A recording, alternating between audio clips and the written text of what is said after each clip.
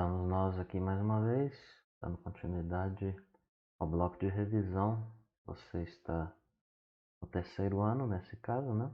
Se não a matéria que diz respeito à última aula de História do Brasil para o primeiro ano. E eu falo do terceiro ano porque geralmente em processos seletivos locais, geralmente você pega as matérias dos anos anteriores ao terceiro ano do ensino médio para serem tratadas e caírem nesses processos seletivos locais, regionais. Então, última aula aqui referente ao primeiro ano, revisão do terceiro ano também, do segundo, se você assim preferir e quiser, independência do Brasil. Então, os dias de número 21 de abril e 7 de setembro, para começarmos falando desse assunto, são feriados nacionais no Brasil, são marcos da memória nacional. Eles remetem a dois momentos de um processo histórico que leva então à independência política do Brasil. É uma imagem relacionada a isso. E aqui nós adentramos ainda mais no assunto, situando aqui que a partir da metade do século XVIII, o sistema colonial implementado por espanhóis e portugueses na América, ele acaba passando por uma transformação em vários setores. Então, o surgimento do capitalismo industrial é a principal causa, de acordo com alguns estudiosos, de natureza externa para a desestruturação do sistema colonial. Além disso, crises internas também acabam abalando as relações políticas e econômicas entre a colônia brasileira e a metrópole portuguesa, o que leva então ao processo de independência do Brasil. Alguns veem como lamentável, outros veem como bom, e tem várias visões na história quanto a isso. Então, no fim do século XVIII, a população do Brasil, colônia, era de cerca de 3,25 milhões de pessoas. Falamos isso na aula passada, essa estimativa, havendo variações. E aqui deixa eu só tirar o meu rosto aqui, para que você possa interpretar de maneira devida e melhor, enxergar aí bem essa tabela. Você dê uma pausa, por favor, e aí volte depois aí de ter lido. Eu já coloquei minha cara de volta aqui para continuarmos tratando sobre o assunto. Então, apesar da formação de núcleos urbanos no interior, decorrentes da exploração do ouro e diamantes em Minas Gerais, a maior parte então da população acabava ficando, como dissemos também na aula passada, em outras, né? Melhor dizendo, não cheguei a dizer isso especificamente na aula passada, mas acabava ficando na faixa litorânea. E calcula-se que a população colonial ocupasse só a 20ª parte do território estabelecido pelo Tratado de Madrid, firmado em 1750 em Portugal e Espanha, que definia as fronteiras entre as colônias dos dois países europeus na América. E aí, há historiadores que vão sustentar que as capitanias mais povoadas eram a de Pernambuco, Bahia, Rio de Janeiro, Pará, Maranhão, São Paulo e Minas, com base em registros e várias outras questões documentais da época. E por conta das grandes distâncias entre os núcleos econômicos da colônia e por conta da deficiência dos meios de transporte, a população colonial ela mantinha mais relações comerciais com a metrópole portuguesa do que internamente. E isso, obviamente, entre as próprias capitanias, né? E baseados em relações políticas, econômicas e sociais entre a colônia, Brasil e metrópole, que é Portugal, alguns historiadores identificam três grupos na população colonial: colonizadores ou reinóis, que representavam aí mais diretamente os interesses do governo português e sua política colonial, sendo que esse grupo era composto por comerciantes de produtos importados e do tráfico negreiro atlântico, governadores de capitanias, magistrados, como juízes e desembargadores, bem como também, acabei voltando, perdão, militares de alta patente, bispos e arcebispos. Eles ocupavam a maior parte dos cargos administrativos na colônia, dominavam o comércio com a metrópole e defendiam a permanência da relação colonial. Não precisa nem explicar porquê, né? Os colonizados, que eram em mais de 80% da população, alguns vão dizer que eram os oprimidos socialmente, numa perspectiva mais marxista, né? Sendo um grupo composto por escravos, africanos, indígenas, brancos livres e pobres, indivíduos que desempenhavam diferentes trabalhos na lavoura, minas, oficinas artesanais e comércio urbano, só para citar alguns exemplos. E tinham também os colonos, eles vão dizer aí, os estudiosos, que são os grupos dominantes da colônia, só que menos vinculados aos interesses do governo português. Era um grupo formado por senhores de engenho, fazendeiros de algodão, tabaco, pecuaristas, donos de charqueadas, proprietários de minas de ouro e diamantes e comerciantes de escravos. E aí o desenvolvimento econômico das colônias gerava também, obviamente, dentro dessa perspectiva aí mais marxista que é dada pela a ênfase em livros didáticos ou na história do Brasil, eles vão colocar que havia um atrito, né, entre as elites e a massa por conta da questão do sistema colonial, sistema de conflito entre Portugal e colônia brasileira, né? E ao fazer isso, os colonos acabaram fortalecendo a si mesmos para lutarem contra a exploração sofrida e coisas. A temática geralmente trilha por aí o diálogo, né, para explicar as coisas. É dessa perspectiva da maioria do que temos aí de historiadores brasileiros, né, no Brasil, que assumem mais uma tendência menos conservadora, uma tendência mais marxista. Só para te situar, né? Que eu não estou utilizando aqui para menosprezar ou coisa do tipo, mas só para você se situar. A metrópole ela adotava medidas restritivas para conter esse povo, reforçar a exploração e aí acabava criando o quê? Dificuldades para a expansão econômica colonial. E para impedir o desenvolvimento da colônia, melhor dizendo, Portugal impunha várias proibições, isso é uma foto de Portugal, e se não me falha a memória, eu acho que é isso mesmo que eu coloquei aí. Não, eu creio que isso aí é de Coimbra, posso estar enganado. Não estou lembrado. Mas em 1751, para evitar o extravio do ouro, que foi proibido aos colônios, foi proibido, melhor dizendo, aos colonos o exercício do ofício de ourives na região de Minas Gerais. E em 1766 a medida é estendida para Bahia, Pernambuco e Rio. Em 1785 é proibido o mantimento de manufaturas têxteis na colônia, com exceção das que produziam panos grosseiros de algodão, destinado a vestimenta de escravos ou confecção de sacos.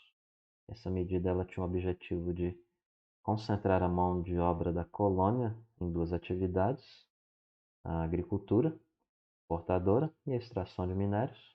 E os tecidos usados pelos colônios e outras manufaturas tinham que ser importados por meio do comércio metropolitano, visando então o benefício financeiro da metrópole. E até 1795, além disso, é proibido que os colonos venham a instalar indústria de ferro, e acabava então obrigando eles também a importarem da Europa as ferramentas e utensílios necessários.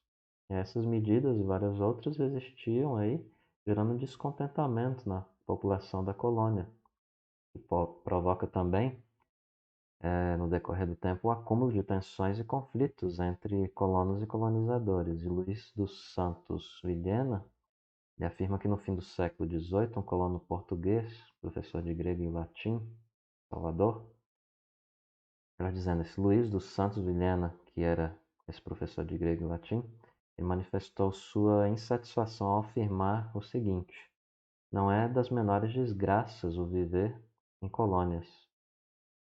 E alguns dizem que há ironia nessa questão aí, ou tá falando mal mesmo de Portugal, né? Mas no período colonial, várias rebeliões envolvendo parte da população e representantes da metrópole ocorrem realmente. As primeiras rebeliões, elas tiveram o objetivo aí de mudar a questão política na colônia, sem querer separar a região necessariamente, né, dizem alguns estudiosos de Portugal, como é o caso aí da revolta de Beckman, em 1684, Guerra dos Mascates, em 1710, e a da revolta da Vila Rica, em 1720. No fim do século XVIII e começo do século XIX, existiram revoltas como a Conjuração Mineira, em 1789, e a Baiana, em 1798, que já tiveram uma atitude mais de rompimento com a dominação por parte da metrópole, buscando estabelecer então a independência política das regiões rebeladas. Essas rebeliões, então, foram expressões do descontentamento aí, né, e do esgotamento do próprio sistema colonial. Deixa eu tirar aqui mais uma vez o meu rosto, como de costume, quando há algo, né, importante para você, então, ver aí a imagem, dá uma pausa, por favor, e veja aí esse mapa, interprete aí, tendo lido a questão. E ele vai mostrar aí o que, basicamente? Os conflitos no período colonial. Estamos falando aqui da Conjuração Mineira, em Minas Gerais. Grande parte da população colonial mineradora, já estamos tratando sobre isso, né? Vivia numa pobreza por muito tempo. E a situação foi se agravando por conta do declínio da exploração do ouro, a partir da segunda metade do século XVIII. Indiferente ao que acontecia com a população mineira, o governo português continua, como falamos, cobrando impostos pesados dos mineradores, porque acreditava que havia contrabando de ouro e por conta da queda, né, na arrecadação, eles achavam que era contrabando, roubo, e não esgotamento natural. E um clima de tensão e revolta acaba tomando conta dos proprietários das minas de ouro, quando o governador da capitania, o Visconde de Barbacena, anuncia que existiria uma nova derrama, melhor dizendo, que era aquela cobrança, como já falamos, forçada dos impostos atrasados. Aí os membros da elite colonial começaram a se reunirem e planejarem um movimento contra as autoridades portuguesas e essa cobrança da derrama, né? E esse movimento ficou conhecido como a Inconfidência Mineira ou Conjuração Mineira. Lembrando que essa terminologia aí vai por questão de interpretação ou posição do historiador, né? Tem gente que prefere o primeiro, tem gente que prefere o segundo termo. E faz distinção entre a interpretação dessa questão. Então, entre os principais inconfidentes, nós temos aí Cláudio Manuel da Costa, que era um fazendeiro e poeta formado em Portugal, na Universidade de Coimbra. Você tem também Inácio de Alvarenga Peixoto, minerador e latifundiário, Tomás Antônio Gonzaga, poeta e jurista, e Toledo e Melo, um padre minerador. Você tem também Abreu Vieira e Oliveira Lopes, dois coronéis. E um dos poucos participantes da Confidência que não era da elite econômica mineira era Joaquim José da Silva Xavier, o mais famoso, né? Apelidado de Tiradentes. Por quê? Porque ele exercia, entre outros, o ofício de dentista. Boa parte dos líderes intelectuais do movimento conhecia aspectos aí do pensamento de filósofos iluministas europeus como Rousseau, Montesquieu, Voltaire e Diderot, e inspiravam-se em alguns ideais que impulsionaram a independência dos Estados Unidos em 1776 e a Revolução Francesa em 1789. E a maior parte das informações sobre os planos e os objetivos desses inconfidentes mineiros vem do depoimento dos réus e testemunhas no processo judicial movido pelo governo português, que são reunidos nos chamados Autos da Devassa da Inconfidência Mineira. E acredita-se que os projetos eles incluíam o quê? Separar a região de Portugal, criando uma república com capital em São João del Rei, adotar uma bandeira que teria um triângulo no centro, e a frase latina liberdade, ainda que tardia, né? Libertas, quais será também. E aí você olha para a bandeira de Minas Gerais, né? Bem óbvio. Também entre os planos estava implantar indústrias na região, criar universidades em Vila Rica, já que a elite ela tinha uma preocupação com a educação superior, e criar um tipo de serviço militar obrigatório e incentivar a natalidade para favorecer o povoamento, oferecendo até mesmo pensão a mães com muitos filhos. E para cumprir esses planos havia pouca organização estratégica. Os inconfidentes eles não tinham tropas e armas para conquistarem o poder, nem efetiva participação popular, porque o movimento não tinha, de acordo com alguns historiadores, propostas de melhora de condições de vida para a população em geral. Eles vão sustentar que a Inconfidência Mineira não teve caráter popular porque só tinha em vista o fim da opressão portuguesa, que prejudicava a elite mineira, não tinha intenção entre os líderes de acabar com a exploração social interna, como a escravidão, que acabava atingindo a maior parte da população. E Boris Fausto sustenta então que se chegou a uma solução de compromisso pela qual seriam libertados os escravos nascidos no Brasil. E o movimento dos Inconfidentes então ele foi denunciado ao governador de Minas na época. Entre os delatores estava o coronel Joaquim Silvério dos Reis, o qual, por ter fornecido informações sobre o movimento, acabou tendo perdão de suas dívidas com a Fazenda Real. E aí o governador decide suspender a derrama e organiza tropas para prender os envolvidos. E os participantes da Conjuração Mineira são presos, julgados e condenados. 11 deles recebem sentença de morte, mas a rainha de Portugal, Dona Maria I, ela modifica a pena para degredo perpétuo em colônias portuguesas da África, sendo que só Tiradentes teve sua pena de morte anunciada e mantida, né? É uma imagem aí de Cândido Portinari, leia a legenda e a continuação também do painel. E falando de faces da Inconfidência Mineira, ela foi interpretada de várias maneiras no decorrer das eras, assim como ocorreu com a própria figura do Tiradentes, que acabou virando uma das principais figuras do movimento. E aqui Boris Fausto, quanto a essas interpretações, sustenta que entre o fim do século XVIII e a independência, a versão dos colonizadores prevaleceu, porque o termo inconfidência quer dizer falta de fidelidade, significa traição, desobediência ao soberano. E aí é dado então às autoridades, pelas autoridades, melhor dizendo, que reprimiram o movimento. Já no período imperial do Brasil, a história continua incomodando os governantes, aí descendentes da monarquia portuguesa, a mesma que mandou reprimir a Inconfidência e manter os líderes dela, né?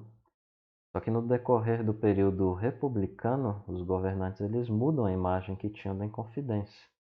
E o movimento ele passa a ser visto como o primeiro a lutar pela independência. É um movimento de luta, né, pela independência mesmo. A perspectiva tem essa tendência. E Tiradentes ele vira um herói nacional e o dia 21 de abril é a data em que ele é executado, passa a ser feriado nacional e anos depois, em 1936, o governo republicano toma medidas para conferir em confidência uma memória oficial.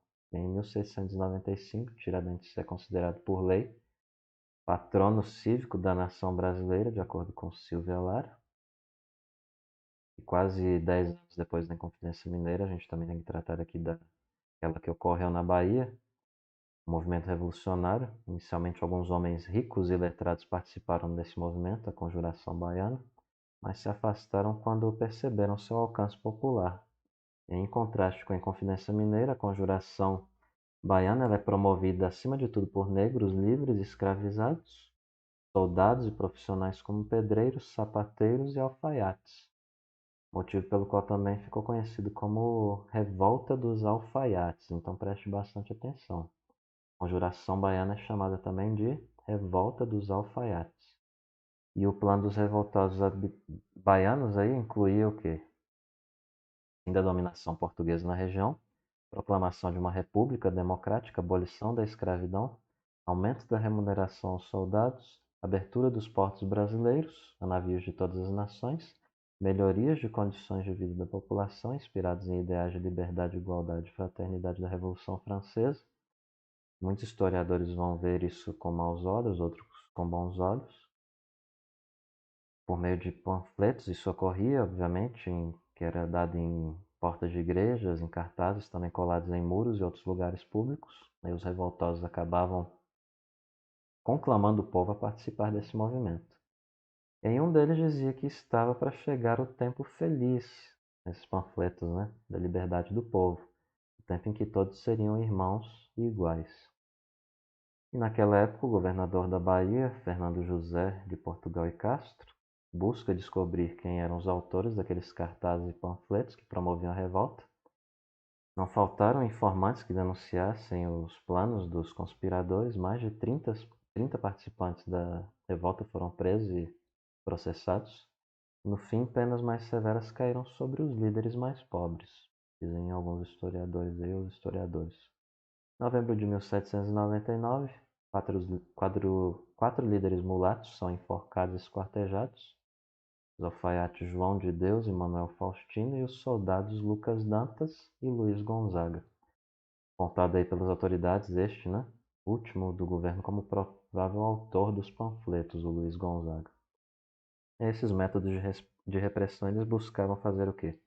Espalhar o pânico, né, entre outras pessoas que viessem a se opor ao sistema colonial. No início do século XIX, exércitos do Napoleão, e a gente vai ver isso aqui de maneira mais aprofundada nas aulas de história geral, mas aqui a gente precisa colocar para se situar, né? Os exércitos do Napoleão, imperador da França, acabaram ali dominando vários países europeus.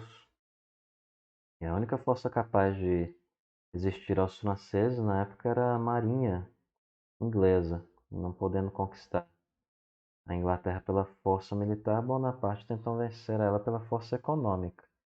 E por isso ele decreta em 1806 o bloqueio continental, que determinava que os países da Europa continental deveriam fechar seus portos ao comércio inglês. Naquela, naquela ocasião, Portugal era governado pelo príncipe regente Dom João, porque a mãe dele, Rainha Maria I, sofria de transtornos mentais, alguns estudiosos vão dizer. O governo português não pretendia cumprir as ordens de Napoleão e aderir a esse bloqueio continental, já que os comerciantes de Portugal eles tinham importantes relações com o mercado inglês. Além disso, havia também o temor da reação da marinha portuguesa, que poderia atacar as colônias de Portugal. Aí Dom João se mantém neutro, basicamente, no conflito entre franceses e ingleses. O governo francês, obviamente, não aceita essa indefinição e acaba definindo a invasão de Portugal, sem condições de resistir à invasão das tropas napoleônicas. Alguns historiadores dizem que foi isso que ocorreu, outros vão dizer que foi um jogo político mesmo que Dom João fez, que ele foi esperto e não cagão, porque tem gente que fala que foi medroso. Outros vão dizer que ele foi esperto mesmo, né? De maneira que o próprio Napoleão falou que a única pessoa que o enganou foi Dom João. Aí a corte portuguesa, então, acaba embarcando para o Brasil, sob a proteção de uma esquadra inglesa, chegando na Bahia em 22 de janeiro de 1808. E essa tem uma imagem relacionada. E em 8 de março de 1808, a corte portuguesa ela se instala no Rio de Janeiro, onde Dom João ele organiza a estrutura administrativa da monarquia portuguesa, nomeando ministros de Estado, colocando em funcionamento vários órgãos públicos, instalando órgãos de justiça e criando até mesmo o Banco do Brasil. E de acordo com alguns estudiosos, as medidas econômicas, culturais e administrativas adotadas pelo governo de Dom João acabam contribuindo então para o processo de emancipação política do Brasil. E o governo inglês busca tirar proveito da proteção militar que deu à coroa portuguesa. Interessados na expansão do mercado para suas indústrias, os ingleses eles pressionam Dom João a acabar com o monopólio comercial sobre a colônia, e assim depois de 6 dias de desembarcar na Bahia, Dom João ele decreta a abertura dos portos brasileiros às nações amigas, e essa medida acabou aí extinguindo o monopólio colonial, exceto para alguns produtos como o sal e pau-brasil. Comerciantes da colônia eles ganham liberdade de comércio e o Brasil começa então a se emancipar aos poucos aí de Portugal. Em tese, a abertura dos portos às nações amigas era aplicada a todo país que desejasse comercializar com o Brasil. E por conta disso, o governo inglês ele busca ter privilégios para os seus produtos. Isso foi conseguido com a assinatura do Tratado de Comércio e Navegação de 1810, que reduzia para 15% a taxa alfandegária sobre produtos ingleses vendidos ao Brasil. E em comparação a outros países, eles tinham que pagar uma taxa de 24%, e até a taxa dos artigos portugueses era superior de 16%. E na época os manufaturados ingleses eles inundaram os mercados brasileiros, né? Mercado brasileiro, sapatos, tecidos, guarda-chuvas, talheres, ferramentas, charutos e caixões, só para citar alguns exemplos. Esse grande estudioso aqui, muitos consideram como controverso, outros vão considerar até mesmo como racista, coisa do tipo, né? Ele tem uma veia mais conservadora, ele sustenta que existe uma britanização da economia brasileira e só em 1816 é que ocorre a equiparação das taxas alfandegárias para ingleses e portugueses. Mas estes portugueses não tiveram condições de competição com o esquema comercial e industrial inglês. Aí já outros historiadores aí vão dizer que os ingleses foram os grandes beneficiados pela abertura dos portos, porque acabaram conquistando o mercado brasileiro nessa perspectiva, né? Em 1808 é decretada a liberação da atividade industrial no Brasil. Estava autorizada a instalação de fábricas na colônia, Essa medida ela não foi suficiente para promover a industrialização no país, porque a abertura dos portos e a assinatura do Tratado de 1810 com a Inglaterra dificultava esse processo. Existiam problemas como a falta de capital para investir em máquinas, mão de obra especializada em tecnologia industrial.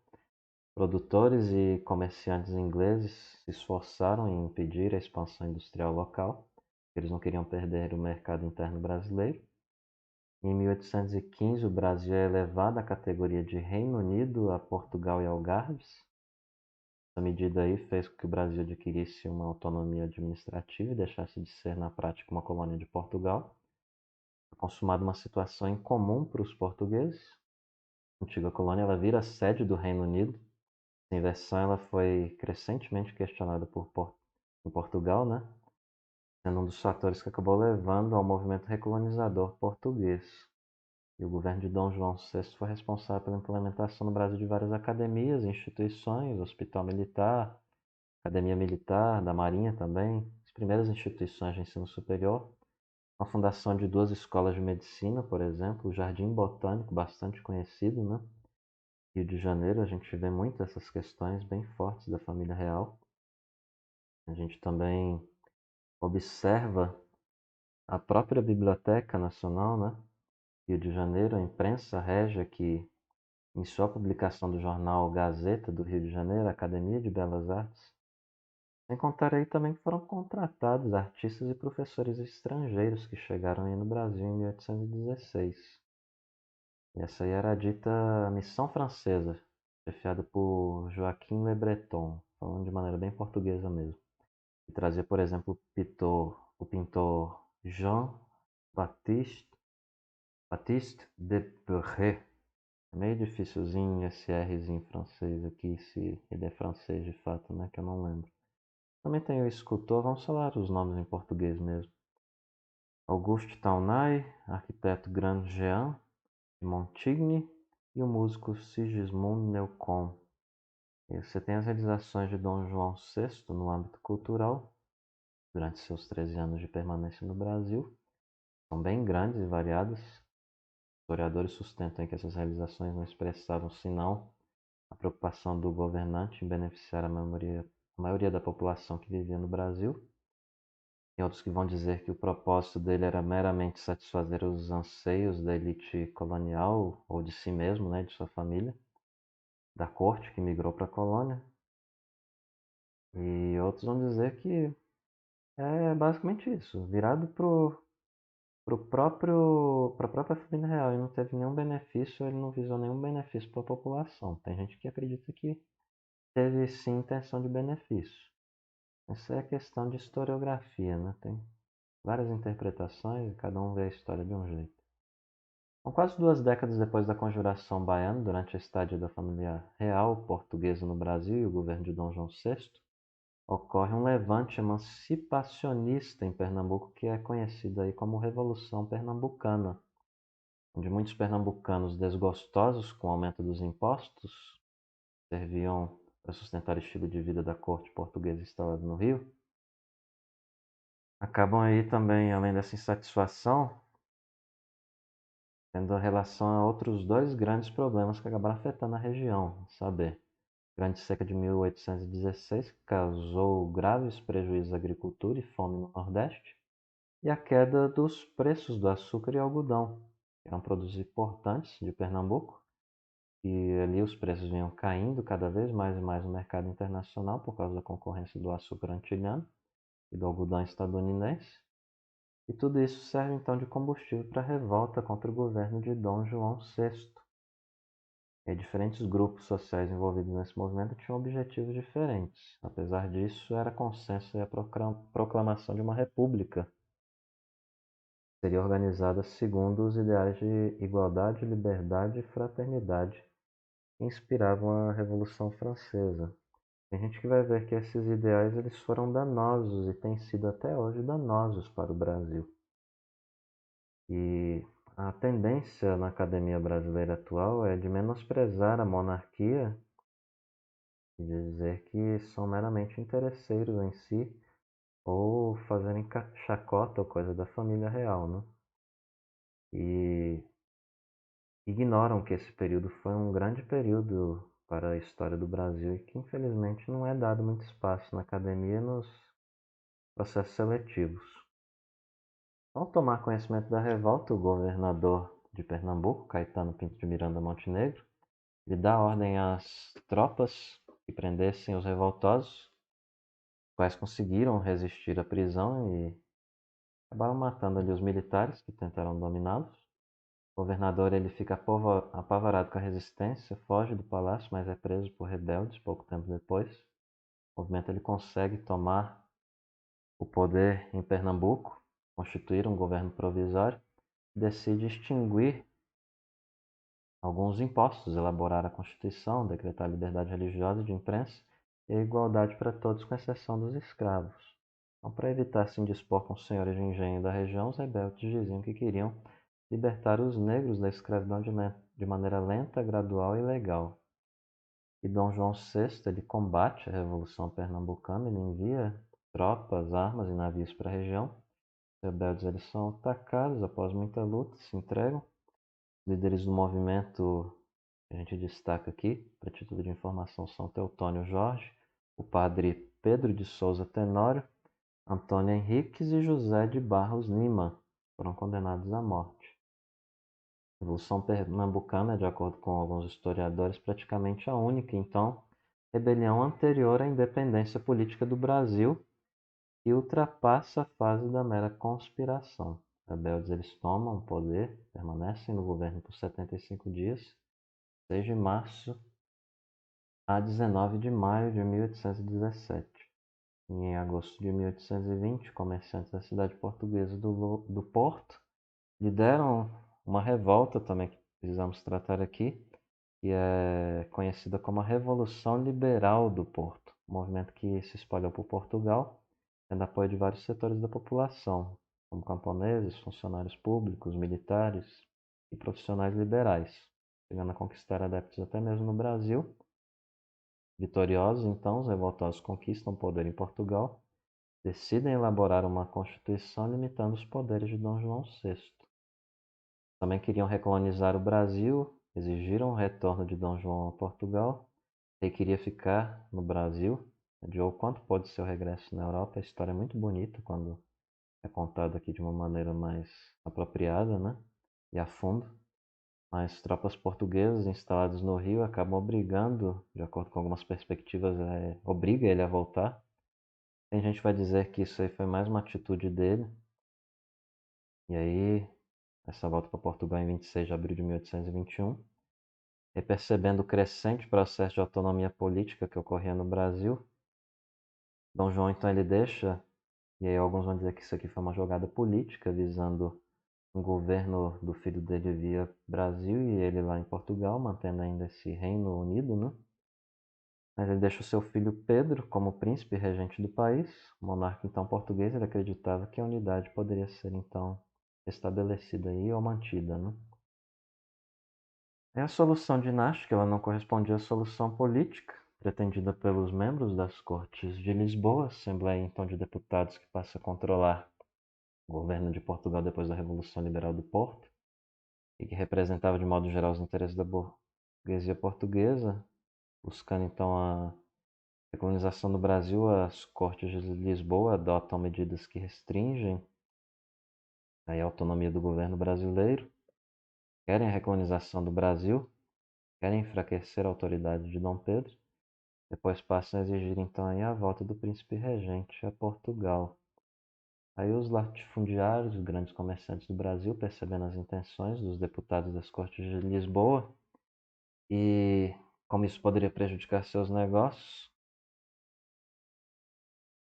e aí começa a ter outra questão que a gente também aqui trata. As elites brasileiras preferem então manter a liberdade do comércio, eles querem autonomia administrativa e para isso então eles se organizam em torno de Dom Pedro, dizem alguns historiadores, né, apoiando para resistir e desobedecer às ordens que chegavam de Lisboa.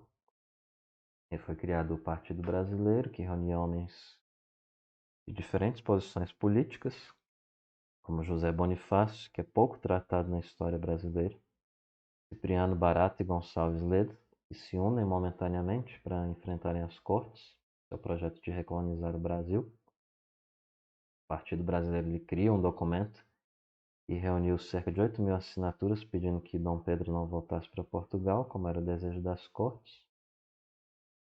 Infelizmente, essa história parece que ela está acontecendo num piscar de olhos, mas isso aqui é um período muito grande, resumido, e não dá para captar tudo assim, né? Por isso que é importante estudar por conta própria depois.